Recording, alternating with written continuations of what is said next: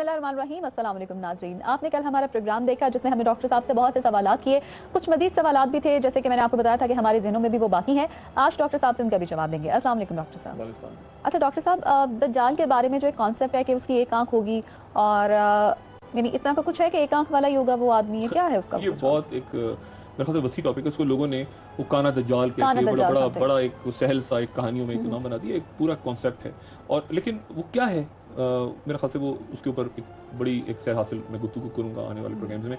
लोग कहते हैं एक निज़ाम है, कोई शख्स है, कोई एक आदमी होगा, एक पूरे सिस्टम के साथ आएगा, लेकिन उस पर तफसीलन बहस होगी। अच्छा, और असर हाजिर के हवाले से जैसे मैंने बात की ना, क्योंकि हम गालिबन आखिर ज़मा या एंड ऑफ टाइम के आखिर ज़मा से मुराद ज़माने का जो आखिर ज़ाहिर जो वो दौर होगा, हम आखिर ज़मा के कहीं दरमियान में हैं इस वक्त। यानी एक तो वो शुरू की निशानियाँ हैं, क़यामत की शुरू की निशानियाँ। मिसाल के तौर पर अगर मैं आपको ये बताऊँ तो शायद ये बात मैं पहले भी कह चुका हूँ, लेकिन मैं दोबारा आपको बताऊँ, प्रोग्राम में भी जिक्र होगा।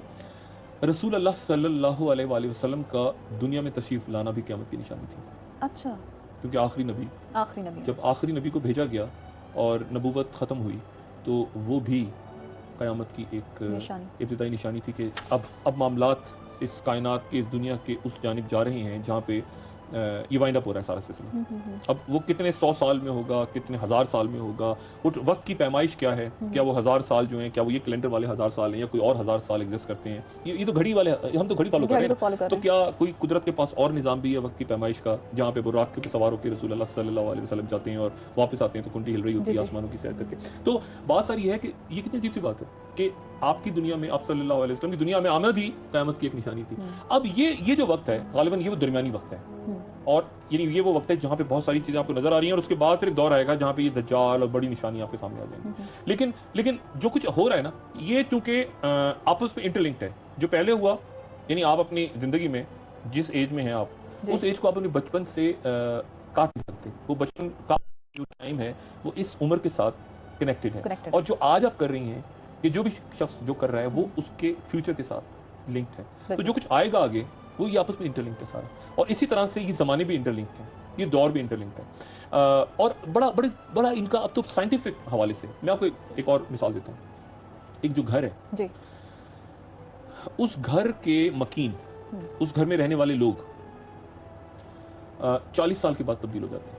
40 साल के बाद? आज के दौर में, आज से 200 साल पहले या 300 साल पहले ये ऐसा नहीं होता था। लेकिन अगर आप एक घर आज बनाए, ये पूरी दुनिया में जो साइंटिफिक रिसर्च हुई है वो ये कहती है कि अगर आप आज एक घर बनाते हैं अपने लिए, तो उस घर में जो रहने वाला ख़ानदान है वहाँ 40 साल के बाद नहीं होगा। पहले ये होता था कि जी वो दादा की हवेली है तो पर दादा की हवेली, अब नहीं।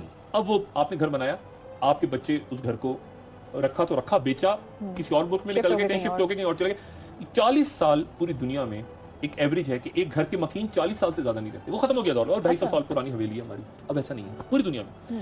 और 100 साल के बाद एक बस्ती तब्दील हो जाती है। 100 साल के बाद वो बस्ती, पूरी बस्ती, पूरा इलाका, यानी आप कहेंगे कि यहाँ 100 साल पहले, वो कहते हैं 100 साल पहले यहाँ पे एक नदी बहती थी, एक दरिया बहा करता था, यहाँ पे एक जंगल होता था, वीराना होता था।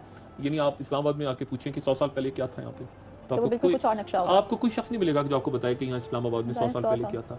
आप और 500 साल के बाद जमीन अपना नक्शा बदलती है। 500 साल जमीन, यानी मैं मुल्क नहीं कह रहा, जमीन, यानी जहाँ दरिया था वहाँ पे पता चलेगा कि वहाँ पे लोग बता रहे होंगे कि यहाँ दरिया गुजरता था, वहाँ पे खुशकी वो निशान रह गए। तो ये कहते थे ये पहाड़ कट गया यार, यहाँ पहले आपको पता है पहाड़ नहीं होता था। ये 500 साल बाद जमीन चेंज होती है।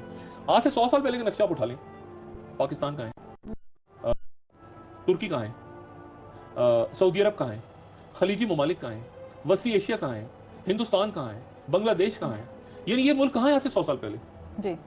मुझे बताएं, दुनिया आज से 500 साल पहले आप दुनिया उठाएं, आज से 600 साल पहले का नक्शा उठा लें, आपको अमेरिका कहाँ है, ऑस्ट्रेलिया किधर है, किस शक्ल में है, कहाँ पे, यानी दुनिया, यानी आप कहेंगे किस दुनिया का नक्शा है, कौन सी दुनिया है 400-500 साल के बाद। और अब तो वाकयात इतने तेज हो गए, 50 साल पहले का नक्शा उठा लें आप, आज से 50 साल पहले का नक्शा उठा लें, आपको एक मुख्तलिफ मिडिल ईस्ट नजर आएगा, आपको एक मुख्तलिफ सोवियत यूनियन नजर आएगा। आप कहेंगे कब की किताब है, वो कहेंगे जी आप चले जाए, आप कहेंगे 1974 का आप एटलस मंगाएं जरा, अच्छा 1974 का वर्ल्ड एटलस मंगा के देखिए, आपको समझ ही नहीं आएगा, आउटडेटेड।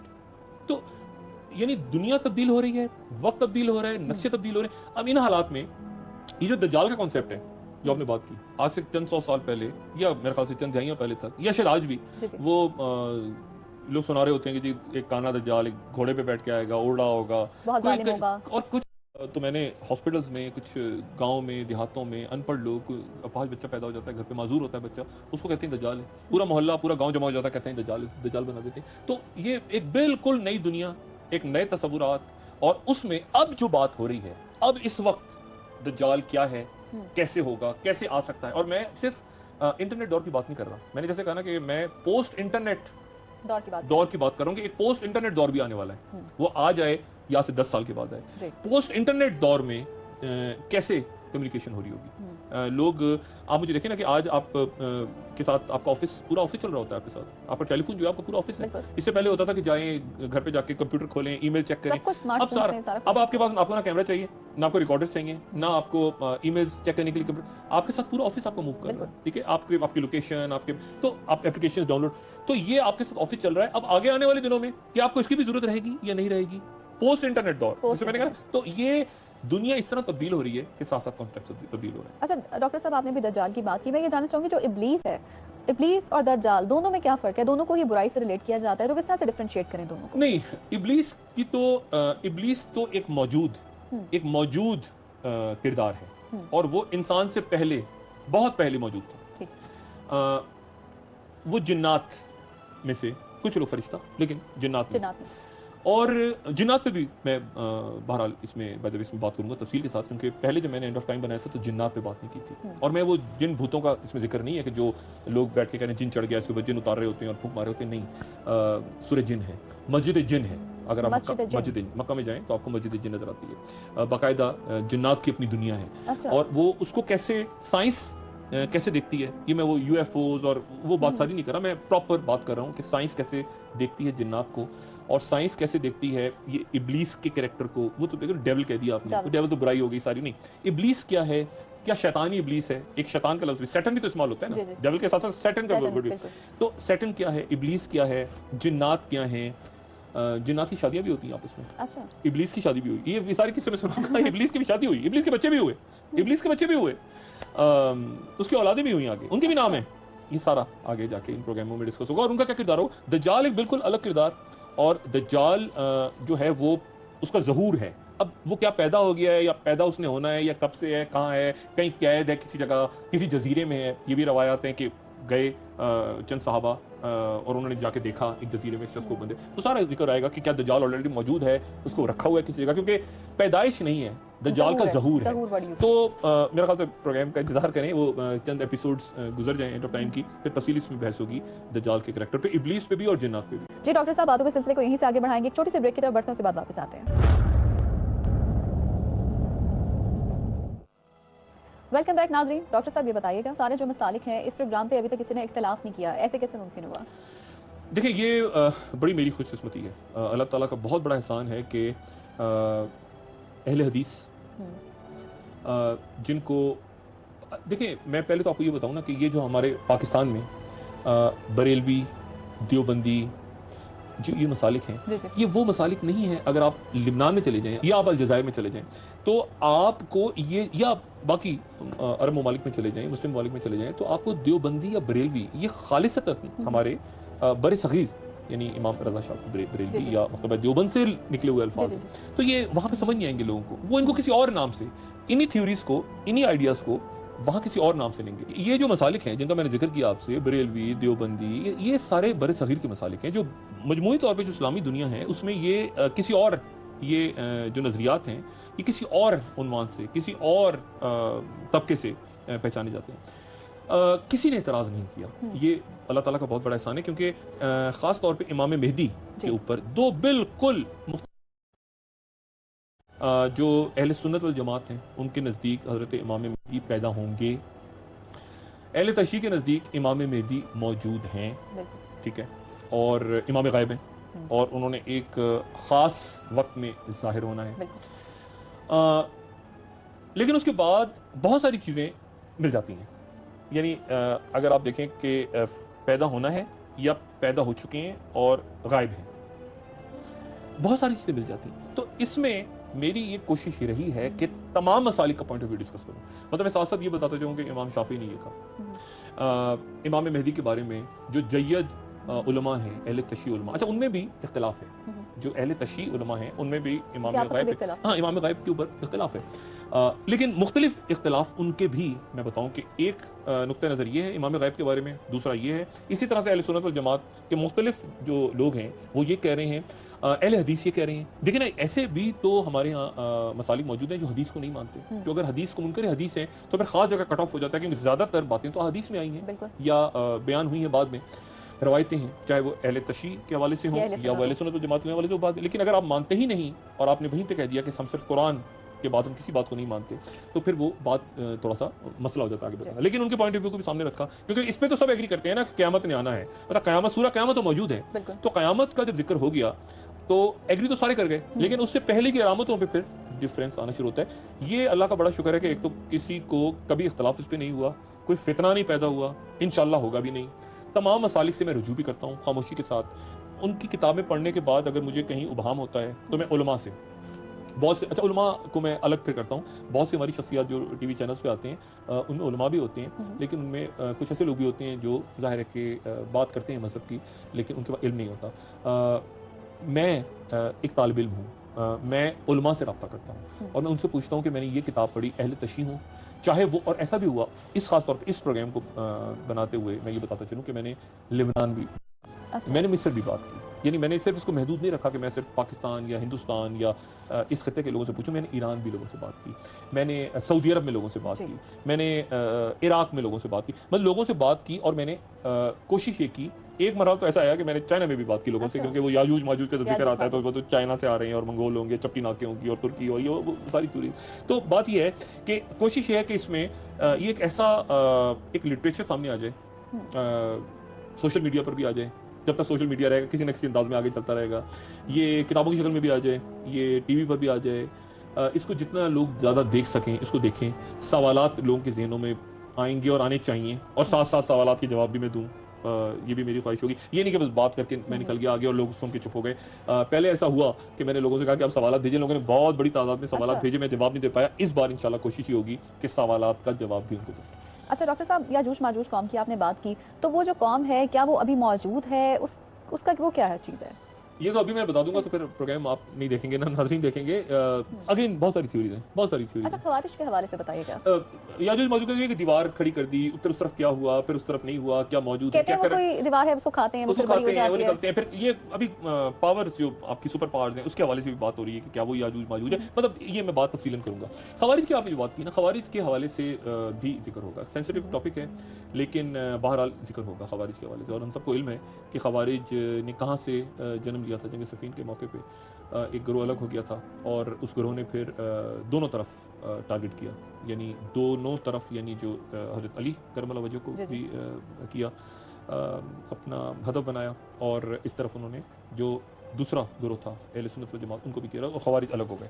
اب خوارج آج کے دور میں یہ بحث چلتی ہے کہ کون خوارج ہے. مطلب ایسے لوگ بھی ہیں جو دوسروں کو خوارج کہتے ہیں, ایسے لوگ بھی ہیں جو کہتے ہیں کہ ہم خوارج نہیں ہیں, وضاحتیں کر رہے ہوتے ہیں, لیکن ایسے لوگ بھی ہیں جو کہتے ہیں کہ ہم خوارج ہیں اور فخر محسوس کرتے ہیں اس بات پہ کہ ہم خوارج ہیں. اچھا, اور وہ بڑا ضروری ہے کیونکہ آخر الزماں میں خوارج کا اور اس پورے گروہ کا بھی ایک رول ہے. اچھا, وہ رول موجود ہے اور اس کا بھی ذکر انشاءاللہ آنے والے دنوں میں ہوگا, مختلف جو نقطہ ہائے نظر ہیں ان سب کو سامنے رکھتے ہوئے. اچھا ڈاکٹر صاحب, امام مہدی علیہ السلام کا آپ نے ذکر کیا, یہ بتائیے گا ان کے علاوہ اور بھی کچھ شخصیات ہیں جن کے بارے میں کہا جاتا ہے جو شکوک و شبہات اپنی جگہ پہ موجود ہیں کہ وہ بھی ابھی زندہ ہیں؟ بالکل ہے. دیکھیں امام مہدی کے بارے میں جیسے میں نے آپ سے پہلے کہا کہ اہل تشیع کا بالکل مختلف نظریہ ہے. اچھا, اور ان کا ایمان کا حصہ ہے. اہل حدیث ہوں یا جو سنی حضرات ہوں, ان میں آپ کو کچھ لوگ ایسے ملتے ہیں جو نہیں مانتے حضرت امام مہدی, لیکن جو اہل تشیع ان کے ایمان کا حصہ ہے, کیونکہ امام غائب نے آنا ہے ہر صورت, ان کے امام کا حصہ ہے, ان کے ایمان کا حصہ ہے. بات یہ ساری کہ ایسی اور کون سی شخصیات ہیں جو موجود ہیں. حضرت عیسیٰ علیہ السلام, کہا جاتا ہے حضرت عیسیٰ علیہ السلام امام مہدی علیہ السلام کی امامت میں نماز بھی ادا کریں گے. اب اس بارے میں بھی آگے بات ہوگی کیونکہ اس کے اوپر بھی मुख्तलिफ नज़रियात हैं, इसके ऊपर भी मुख्तलिफ नज़रियात हैं, क्योंकि अब अगर रसूलुल्लाह सल्लल्लाहु अलैहि वसल्लम पर नबूवत ख़त्म हो गई तो हज़रत ईसा अलैहि सलाम वापस आएंगे तो आम आदमी होंगे या पैगंबर के तौर पर आएंगे? अगर पैगंबर के तौर पर आएंगे तो फिर हज़रत इमाम मेहदी को पीछे खड़ा होना चाहिए, पैगंबर को आगे होना चाहिए। अगर पैगंबर दोबारा आएंगे तो फिर रसूलुल्लाह सल्लल्लाहु अलैहि वसल्लम पर नबूवत ख़त्म होगी। तो ये बड़ा इंटरेस्टिंग, एक बड़ी बड़ी दिलचस्प बात है, इस पर इंशाल्लाह बात होगी। लेकिन जो आपने बात की ना, और कौन सी शख्सियत जिंदा है?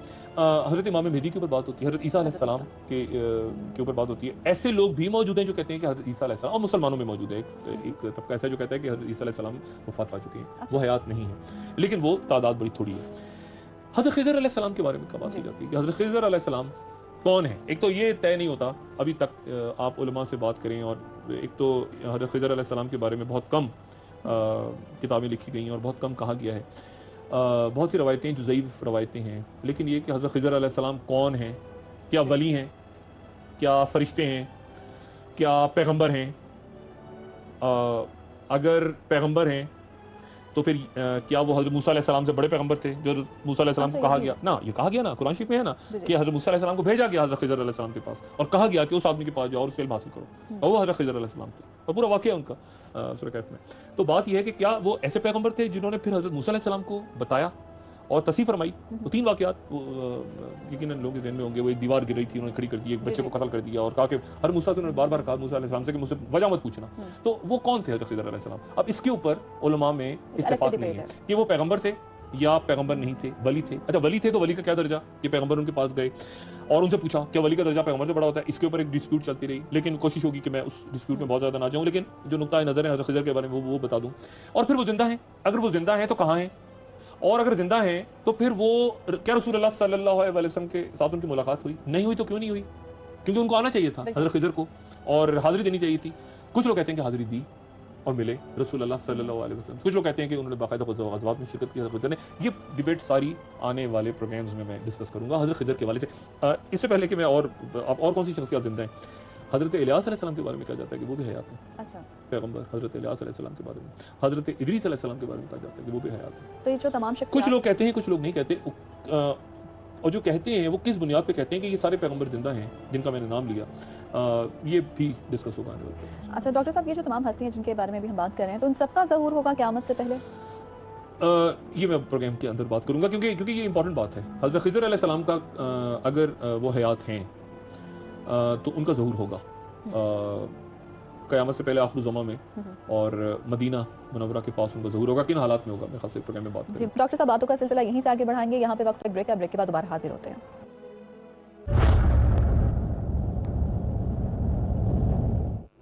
खुश आमदीद नाज़रीन। डॉक्टर साहब, बात वहीं से आगे बढ़ाते हैं। कब्र का तस्वुर, कब्र के हवाले से कुछ बताइएगा कि आपने इसके बारे में भी अपने जो प्रोग्राम है ऑफ टाइम, इसके बारे में भी बात की है। ये मिस हो गया था, जो चीज़ें मिस हुई थी पिछले एपिसोड्स में, उसमें कब्र का तस्वुर भी था और फिर रूह का तस्वुर भी था, और कब्र का तस्वुर भी था कि जब रूह निकलती है तो क्या होता है, और फिर आप कब्र के जाने से पहले मौत भी डिस्कस नहीं हुई प्रॉपर्ली कि मौत से क्या, आप मौत को कैसे डिफाइन करते हैं। आलम बरज़ख भी रखिए, मैं देखिए ना मौत को कैसे डिफाइन करते हैं आप मौत की डेफिनेशन के ऊपर साइंस के अंदर भी कंफ्यूजन है आज तक। अच्छा। अब कहीं जाके बड़ी मुश्किल से कंसेंसस हुआ है कि मौत क्या है।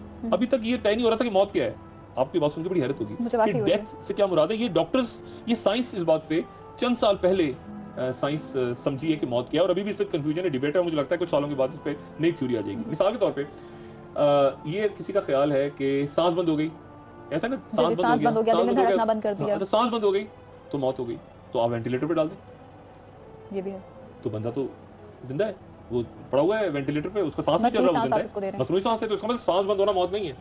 अच्छा, फिर आप कहेंगे कि दिल की धड़कन बंद हो गई, तो आप उसको वो करें, पंप करें दोबारा उसको, तो उसके बाद क्या आपने मुर्दे को जिंदा कर दिया, हार्ट बीट दोबारा आ गई, तो ऐसा तो नहीं है। या अगर किसी की ब्रेन डेथ हो गई और तो कोमा में चला गया वो, लेकिन उसकी सांस तो चल रही है, तो आप मौत को कैसे डिफाइन करेंगे? लेकिन बीइंग अ मुस्लिम हमारा तो कॉन्सेप्ट है कि जब जिस्म से रूह निकल जाती है। बस मैंने वही कहा ना कि अब उस साइंस को, अब रूह क्या चीज है, यही तो बात है ना कि रूह क्या चीज है। अब यानी साइंस उसको कैसे देख रही है। एक फिल्म आई थी बहुत साल पहले 21 ग्राम्स, मैं पता नहीं शायद उसको जिक्र करूँ किसी नशिस्त में, और उसमें यह था कि एक आदमी बिल्कुल जो पड़ा होता है डेथ बेड पे, और उसकी मौत से कुछ देर पहले उसका वजन और मौत के फौरन बाद उसका जो वजन है, यानी फौरन वो 21 ग्राम्स कम हो जाता है। तो शायद 21 ग्राम जो रूह का वजन है। ये एक थ्योरी आई थी थ्योरी डिबेट हो गई, चैलेंज हो गई, डिस्कस हो रही है, खत्म हो गई सारी। लेकिन ये इंटरेस्टिंग बात है कि मौत को लोग डिफाइन कैसे करते हैं आज के दौर में, उलमा कैसे देखते हैं मौत को। लेकिन एक तो वो बात है कि मौत एक तकलीफ दे अमर है और मौत का फरिश्ता जब आता है और किस तरह से वो सांस खींचता है, रूह खींचता है। लेकिन साइंस जो कुछ कहती है वो भी अपनी जगह हमें देखना बड़ा ज़रूरी है। तो मौत के ऊपर एक डिटेल डिस्कशन होगा कि पहले तो कि मौत क्या है, कब्र क्या है। क्या कब्र वो है जिसमें हम दफना के आते हैं और जिसमें हमें पता है कि 4 घंटों के बाद ही हो जाएगा। पहले तो लाश के इतने अगर हम रखेंगे उसको खास टेम्परेचर में नहीं रखेंगे तो ये बॉडी चेंजेस आ जाएंगे, उसके बाद ये आ जाएंगे, गर्मी होगी तो ये होगा, इतनी देर के बाद एग्जैक्टली कब्र में क्या होगा, ये हो सारा। लेकिन उससे हट के जो इस्लाम के अंदर तस्वुर है वो बिल्कुल डिफरेंट है। इसी तरह में बरज़ख, अब ये रूहों का कंसेप्ट समझ में आएगा तो बरज़ख का कंसेप्ट समझ में आएगा। फिर उसके बाद नींद क्या है, ख्वाब क्या है, ख्वाबों का जिक्र है कुरान शरीफ के अंदर। अब उसको साइंस कैसे देखती है, उसको मजहब कैसे देखता है, और ख्वाबों का जिक्र, वही का जिक्र, क्योंकि ये रिलेट कर रहा है एंड ऑफ टाइम से किसी ना किसी हवाले से ये सारी बातें। क्योंकि जब आप बात करते हैं इमाम गायब की या बात करते हैं उन सारी अलामात की जो आखिरी अलामात, बड़ी अलामात के तौर पे जाहिर होंगी, तो ये सारी बातें बड़ी इंपॉर्टेंट हो जाती हैं कि अंदाजा कैसे पहचाना किसी शख्स ने कि ये जो यहाँ सामने मेरे खड़े हैं ये हजरत इमाम मेहदी हैं, कैसे पहचाना, कैसे पहचाना। जो तो हर कुछ अरसे के हर मेरे ख्याल से 10, 15, 20, 25 साल बाद दुनिया में एक आदमी खड़ा होकर कह देता है कि मैं इमाम मेहदी हूँ। लेकिन उन इमाम मेहदी को पहचानेंगे कैसे लोग, क्योंकि इससे पहले जितने इमाम गुजरे, इमाम आए, ज्यादातर इमाम जो है उनको लोगों ने तस्लीम नहीं किया। अगर आप देखें कई शहीद हो गए, कई जो हैं उनको अजियतें दी गई। तो वो 12 इमाम और जो अगर आप अहले सुन्नत व जमात की तरफ चले जाएं तो उनके साथ भी बादशाहों ने कोई अच्छा नहीं किया, जिनको हम दूसरे अंदाज में इमाम अबू हनीफा हो या बाकी लोगों, तो उन्होंने भी एक तरह से जो हक की आवाज बुलंद की। हालांकि ये इमामत अलग है, मैं जो इमाम बात कर रहा हूँ वो बिल्कुल डिफरेंट बात कर रहा हूँ। तो उनको नहीं माना तो इनको क्या मानेंगे, कैसे मानेंगे, क्यों मानेंगे, क्यों सारे के सारे उनके पीछे खड़े हो जाएंगे, ये कैसे मुमकिन होगा, क्या वही आएगी लोगों पे, क्या उनको ख्वाब आएंगे, क्या अलामात होंगी। तो मेरा ख्याल है ये वो सारी बातें हैं जिन्हें समझना जरूरी है। और फिर इसमें नींद का कॉन्सेप्ट क्या है, ख्वाब का क्या कॉन्सेप्ट है, कब्र, आलम बरज़ख, रूहें, फिर आखिर में ये जो बात है ना मुर्दे जिंदा हो जाएंगे, तो फिर मुर्दे जिंदा खड़े होंगे, कब्रों से उठाए जाएंगे, जो मर चुके हैं, जो रूहें हैं, उनका क्या होगा आलम अरवा में। तो ये सारी बातें मेरा ख्याल है। अच्छा डॉक्टर साहब, मेरे ज़हन में क्वेश्चन है कि जो है मौत का जायका चखना है हर नफ्स ने, तो जो हमारे बॉडी पार्ट्स हैं ये तो हमारे नफ्स के इरादे पे चलते हैं, तो जो बॉडी पार्ट्स हैं मरने के बाद कब्र में उनको भी उसी तरह से जो है कहते हैं कि उनकी पकड़ होगी, क्योंकि हम नफ्स की वजह से तो सारे हमारे बॉडी पार्ट्स। ये मेरे ख्याल से ये मैं क्योंकि पूरा एक मैंने बड़ा हिस्सा करना है इसके ऊपर कि ये जो बात होती है कि जी ज़बान से पूछा जाएगा और वो गवाही देगा, हाथों से पूछा जाएगा, तो क्या अब ये बात किस तरह से मैं इसकी इंटरप्रिटेशन कैसे कर रहा हूँ, उलमा ने अपने अंदाज में की है, मैं किस तरह से कर रहा हूँ इंटरप्रिटेशन, ये चूंकि डिटेल डिस्कशन होगा। और फिर अगर कब्र में जाने के बाद ये सारे आज़ाब बचे ही नहीं और ये कीड़े खा गए, खत्म हो गए, तो ये दोबारा किस तरह से फिर दोबारा कैसे बनेंगे। और एक जगह देखें, ये तो जितने हजार साल पुरानी ये ज़मीन है, अगर आप समंदरों में ज़मीन को आप इंसानों को भी छोड़ दें, आपको अंदाज़ा है कि हर रोज़ कितने करोड़ जानदार मरते हैं समंदरों के अंदर। कभी आपने समंदर को आप देखें, ये अलग दुनिया है समंदर, यकीनन आपने समंदर देखा होगा, समंदर एक अलग दुनिया है, बिल्कुल करोड़ मछलियाँ, समंदरी मखलूकात उसमें रहती हैं। खामोश है ना समंदर, खामोश, लेकिन उसके अंदर पता नहीं चलता कि नीचे क्या है, वो मरती है ना रोज। तो क्या समंदर का पानी इतनी बदबू और करोड़ों साल से है, कहाँ है वो सारा कुछ। एक कुदरत का अपना निज़ाम है, जमीन पे रोज कितने जानवर मरते हैं, परिंदे गिरते हैं, मर जाते हैं, कोई कौवा, कोई चिड़िया। आप रोज बाजारों में सड़कों पे गुजरते हैं, आपने कितनी दफा देखा कि यहाँ पे आपको जानवर पड़े हुए, मरे हुए, गिरे हुए। आप जंगलों में चले जाएं, चलिए आप कहेंगे शहरों में चले सफाई होती है, आप जंगल में चले जाएं किसी बियाबान में, अगर आप देखें कि जंगल यहाँ 200 साल से है या 2000 साल से है, तो वहां तो आपको बेतहाशा, लेकिन आपको क्या नजर आता है, नहीं नजर आता। आपको झाड़ियां नजर आएंगी, आपको पत्थर नजर आएंगे, आप पहाड़ों पे चले, आप किसी जगह चले जाएं दुनिया की किसी जगह, आपको वहाँ कीड़े मकोड़े, उनकी लाशें, परिंदों की, जानवरों की, ये सफाई का निज़ाम कैसे चल रहा है, ये कहाँ चले गए सारे। और क्या और फिर एक और सवाल यहाँ ये भी पैदा होता है कि जो सारी के सारा हिसाब किताब का निज़ाम है, ये जो सारा कानून कुदरत है, ये सिर्फ इंसानों के लिए ही है, ये बाकी जानदारों के लिए भी है, उनकी भी कोई दुनिया है, उनके लिए भी कोई क़यामत है, क्या उनका भी कोई हिसाब किताब है, उनमें भी अच्छे और बुरे लोग हैं, और जिन्नात के लिए भी क्या कोई है, क्या कोई फरिश्तों के लिए भी है। अच्छा, जिन्नात को भी मौत आएगी, फरिश्तों को मौत उनकी अपनी दुनिया है ना। जब मैंने कहा कि अगर जिन्नात नमाज पढ़ते हैं, जिन्नात नेक होते हैं, जिन्नात की शादियां होती हैं, जिन्नात के बच्चे होते हैं, जिन्नात की एक अपनी दुनिया एग्जिस्ट करती है जिसके ऊपर काम हुआ है, बाकायदा काम हुआ है, और साइंस ने भी किया है काम और उलमा ने भी किया है, और तो फिर उनका भी एक सजा और जजा का हिसाब है। तो वो कैसे होगा, वो इंसानों के साथ होगा, अलग होगा। تو میرا خیال یہ ہے کہ اور حضرت نوح علیہ السلام جب کشتی میں بیٹھتے ہیں تو اپنے ساتھ جانوروں کا جوڑا رکھ لیتے ہیں، ہر جاندار کا جوڑا رکھتے ہیں. کیا ضروری تھا ان سب جانداروں کا جوڑا رکھنا کہ کبوتر بھی ہو اور اس میں مرغابی بھی ہو؟ اگر نہ ہوتی فرض کریں تو کیا فرق پڑتا؟ تو کیا وہ نہ بچتے؟ نہیں، کیوں رکھا؟ کوئی مقصد تھا، یقیناً کوئی نہ کوئی مقصد تھا. اللہ تعالیٰ کا مقصد تھا جو ہدایت ہوئی کہ آپ نے ان پرندوں کو بھی ساتھ لے کے چلنا ہے، ان جانداروں کو بھی ساتھ لے کے چلنا ہے. ان کا بھی کوئی رول ہے اس پوری کائنات میں، ان کا رول ہے.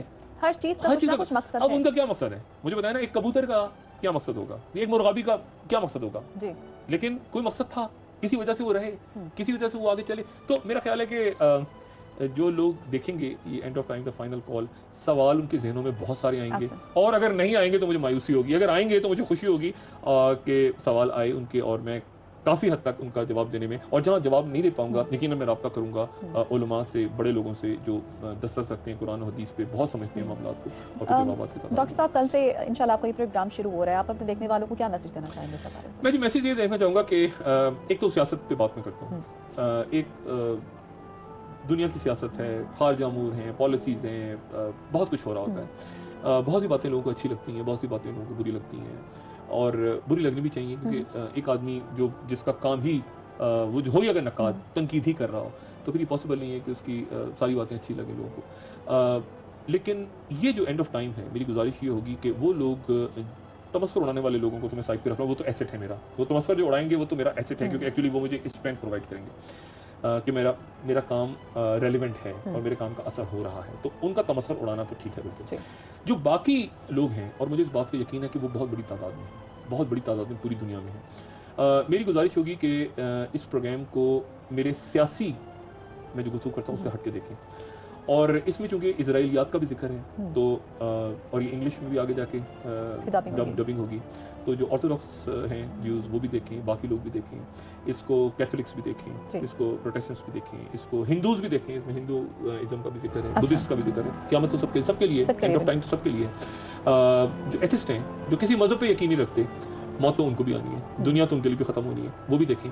اور جو بھی سوالات ذہن میں آتے ہیں، چاہے وہ تنقید ہو، چاہے وہ کریکشن ہو، چاہے سوال ہوں، وہ مجھے اپنی آرا سے ضرور آگاہ کریں.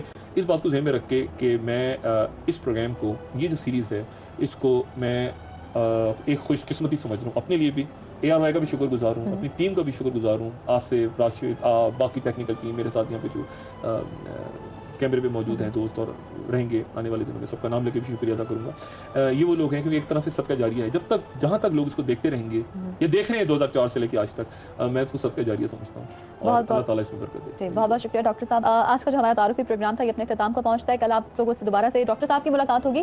And of time the final call کا فرسٹ ایپیسوڈ کل آپ دیکھ سکیں گے. اور بہت شکریہ ہمارے ساتھ رہنے کے لیے. ناظرین اللہ حافظ.